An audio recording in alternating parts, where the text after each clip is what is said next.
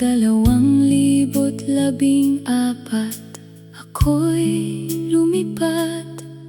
Bitbit ang pangarap kahit puso'y sugatan.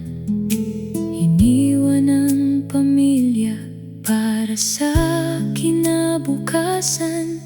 Ngiting pilit ang baon sa bawat paglalakbay. Sa bawat umaga'y dasal ang aking kasama, na sana'y ligtas kayo saan man mapunta. Kahit malayo ako, pagmamahal ay buo. Bawat tibok ng puso'y para lamang sa inyo.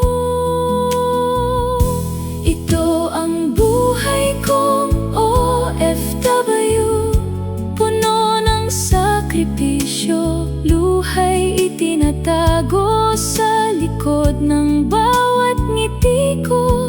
Ang sakit pala ng malayo sa pamilya. Buhay OFW as a single mom. Ngunit para sa kanila, kinakaya ko ang lahat ng hirap. At dumating din ang araw ng aking tagumpay. Anak kong civil engineer, cum laude pa ang taglay. Masaya ang puso ko, ngunit may lungkot na kasama. Dahil hindi kita nayakap sa araw ng iyong saya. Ito ang buhay kong OFW, kwento ng pag-asa. Kahit maraming luha, hindi nawawala ang tiwala. Sa Diyos kumakapit sa bawat bagong umaga. Siya ang lakas ko sa bawat pagsubok na dala. Balang araw uuwi rin akong may ngiti, yayakapin ang pamilya ng mahigpit muli.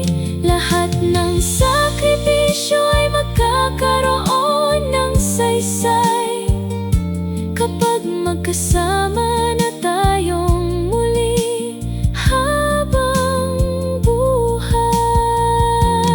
Buhay OFW as a single mom, mula Hong Kong hanggang sa tahanan kong mahal. Bitbit ko ang pagmamahal na walang kapantay.